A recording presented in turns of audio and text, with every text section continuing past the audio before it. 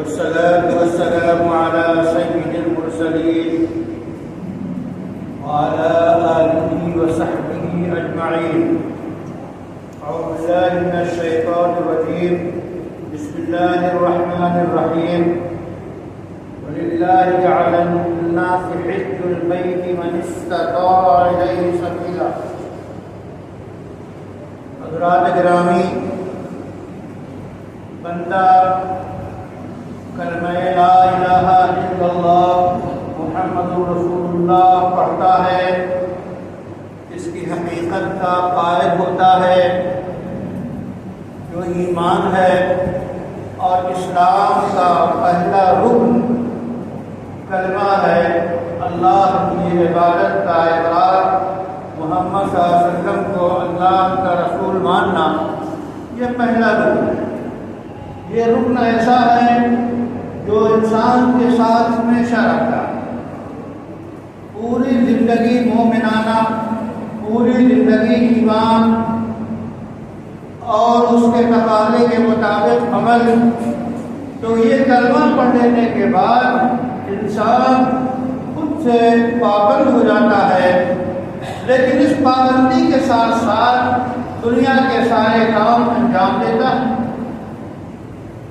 دوسرا رکن جو ہے، جو اس کے اظہار کے لیے ہے، وہ ہے نماز۔ نماز 5 اوقات کی فرض ہے اور ایک رکن ہے، دوسرا رکن ہے۔ نماز ایسی عبادت ہے کہ اس میں وقت لگتا ہے، 5 اوقات میں وقت لگتا ہے اور بغیر وقت لگائے نماز نہیں ہو سکتی۔ تو اتنی دیر کے لیے انسان بالکل پابند ہو جاتا ہے جب نماز پڑھ رہا ہو، نہ نماز میں بول سکتا، نہ نماز میں کھا سکتا، نہ پی سکتا، کچھ بھی نہیں۔ جو عبادت، جو نماز کے فرائض، ارکان اور شرائط اور آداب ہیں، بس ان کو انجام ہی دینے کا نام نماز ہے۔ اس کے خلاف کرے گا تو نماز ختم ہو جائے گی۔ اس کے بعد تیسرا جو رکن ہے، جسے کہ روزہ کہتے ہیں، اس میں پورا دورانیہ خاصا وقت لگتا ہے۔ دن کا پورا حصہ، دن چھوٹا ہو یا بڑا، پورے دن کا روزہ ہوتا ہے، تو اس میں وقت لگتا ہے۔ لیکن وہ بھی ایسا وقت کہ وہ روزے سے ہے، بلکہ بہت سارے کام وہ کرتا رہتا ہے۔ روزے میں اور رمضان میں انسان کافی حد تک پابند ہو جاتا ہے، اور جو ایک خاص عشرہ، آخری عشرہ آتا ہے، اس میں جو عبادت ہے اعتکاف کی، اس اعتکاف کی عبادت انسان کو بالکل پابند کر دیتی ہے۔ وہ سارے علائق، سارے تعلقات چھوڑ کے آ کے مسجد میں اللہ کے در پہ پڑ جاتا ہے، چوکھٹ پہ پڑ جاتا ہے، اور پھر پورا عشرہ وہ مسجد میں گزارتا ہے۔ اس میں تو اس کی کیفیات قلبی ہوتی ہیں، دل کی جو کیفیات ہوتی ہیں وہ بالکل عام دنوں سے بدل جاتی ہیں۔ اس کے اندر نورانیت، روحانیت، طمانینت، سکون، اللہ سے تعلق خاص، وہ بڑھتا جاتا ہے اعتکاف۔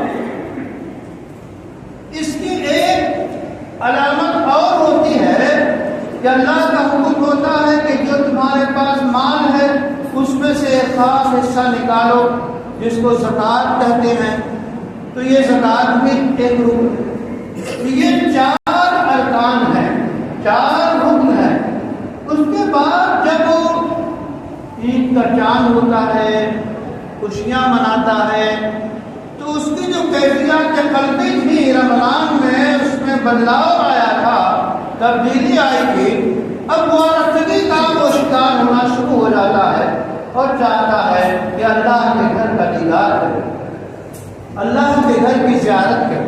حقیقی اللہ کا گھر بیت اللہ، تو بیت اللہ کی زیارت جذبے ایمانی کے انتہا کو پہنچتے پہنچتے وہ چاہتا ہے کہ حج کرے، اسی کا نام حج۔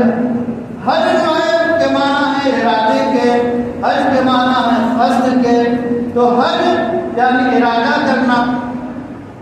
اسلام نے حج جو کہا ہے وہ بھی چند ارکان کے مجموعے کا نام حج ہے، اور اللہ فرماتے ہیں کہ اللہ کے لیے بیت اللہ کا حج کرنا ضروری ہے جو اس کی استطاعت رکھتا ہو، یا جس کے پاس اتنا مال ہو کہ آنے جانے کا کرایہ، مصارف اور جن کے اخراجات اس کے ذمے ہیں، اس کو پورا کرنے کے بعد اگر اس کے پاس مال بچتا ہے اور اس میں وہ حج کر لیتا ہے تو اس پہ حج فرض ہو جاتا ہے۔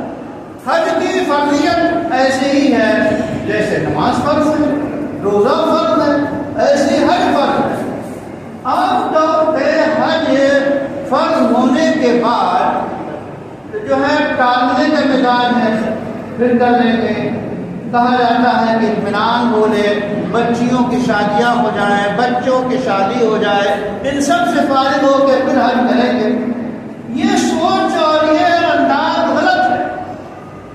جس عمر کے جس حصے میں جوانی میں بالغ ہونے کے بعد جوانی میں اگر مال اتنا آ گیا ہے کہ حج فرض ہو گیا تو یہ ساری ذمہ داریاں ایسی نہیں ہیں کہ ان کی وجہ سے آپ حج کو روکیں۔ ظاہر ہے بڑے بڑے بزنس اور بڑے بڑے کاروبار چھوڑ کے جاتے ہیں لوگ حج کرنے کے لیے، ایسا تو نہیں ہے کہ وہاں سے بیٹھے سارے کاروبار کر رہے ہیں۔ تو بیٹی کی اور بیٹیوں کی شادیاں، بیٹوں کی شادی، سوچیں کہ حج فرض ہونے کے بعد اگر خدا خواستہ حج نہیں کیا تو جو ہے اور جو ہے وقت موعود آ گیا تو بیٹیوں کی شادیاں، گھر کی شادیاں آپ کے جو ہے موت کا انتظار تو کرتے نہیں، شادی بعد میں بھی ہونی ہے۔ تو اس لیے شادی ایسی چیز نہیں ہے کہ آپ اس کے لیے حج کو روکیں۔ حج جب فرض ہو جائے تو حج کرنا چاہیے، اور ظاہر ہے کہ اس وقت تو حج کے قافلے پہنچ رہے ہیں، بڑی تعداد میں حاجی جو ہے مکہ مکرمہ میں حرمین شریفین میں اتر چکے ہیں، وہاں عبادات میں مشغول ہیں، اور یہ عالمی موسم ہے، عبادت عالمی عبادت ہے، پوری دنیا سے لوگ جو ہے حج کے لیے جا رہے ہیں بیت اللہ میں طواف کرنے کے لیے۔ تو وہ طواف کا شوق عمرہ کرنے کے لیے، حج کرنے کے لیے، اور حج کی بھی کئی قسمیں ہوتی ہیں۔ ایک حج افراد ہے کہ تنہا صرف جو ہے حج کریں، ایک یہ ہے کہ پہلے آپ جائیں عمرہ کر لیں اور اس کے بعد پھر رک کر جب حج کا دن شروع ہو 8ویں ذی الحجہ تو اب جو ہے دوبارہ احرام پا لیں، تو عمرہ بھی کر لیں سفر میں اور حج بھی کریں۔ اس کو کہتے ہیں تمتع، یعنی حج اور عمرہ الگ الگ کر کے احرام بدل کر کرنا۔ اور ایک حج آتا ہے حج جو ہے قران، یعنی عمرے کا اور حج کا احرام ایک ساتھ باندھا، اور ایک ہی احرام سے پہلے عمرہ کیا اس کے بعد حج کیا۔ تو یہ حج جو ہے وہ جتنی قسمیں ہیں یہ اہل اسلام میں ایک روح پھونکنے کے لیے ہے، وہ پوری دنیا کے سامنے ماڈل پیش ہوتا ہے کہ یہ اسلام ایسا نہیں ہے کہ ہندوستان کا الگ ہے، سعودی کا الگ ہے، انگلستان کا الگ ہے، بلکہ پوری دنیا کا اسلام، عبادت کے طریقے، نماز، یہ ساری چیزیں یکساں ہیں، اور پوری دنیا کے لوگ ایک جگہ جمع ہو کے بین الاقوامی طور پہ اس بات کا پیغام دیتے ہیں کہ دین ان الدین عند اللہ الاسلام، اسلام ہی دین ہے، اور یہ بالکل پرفیکٹ ہے، اس میں کوئی کمی نہیں، کوئی زیادتی نہیں، جیسے آیا ویسے ہی یہ دین قائم ہے۔ تو حج کے لیے باقاعدہ وہ لوگ جن پہ حج فرض ہے انہیں ترتیب بنانی چاہیے، اب اگلے حج میں، اگلے سال میں اس کو ٹالنا نہیں چاہیے۔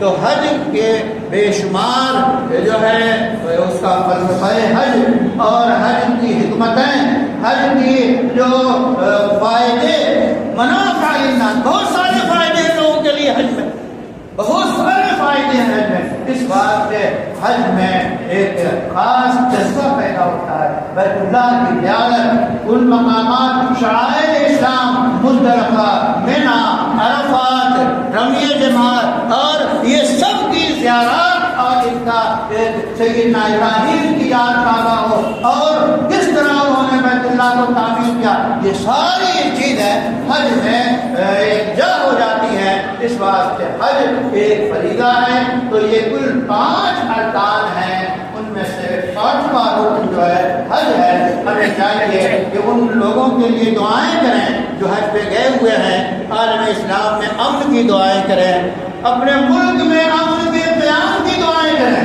ہمیں بڑے صبر کے ساتھ، بڑے ثبات کے ساتھ، بڑے یقین کے ساتھ، بڑی مختلف کے ساتھ، ایمان کے رسوخ کے ساتھ ہمیں رہنا ہے اور اس کو دنیا میں پھیلانا ہے۔ اسلام کی خیر، اسلام کی بھلائی، اسلام کی اچھائی، اسلام کا سکون، اسلام کی تعلیمات ہم پوری یقین کے ساتھ عام کرتے رہیں گے۔ یہی ایک دین ہے۔ ان الدین عند اللہ الاسلام۔ وآخر دعوانا ان الحمد للہ رب العالمین۔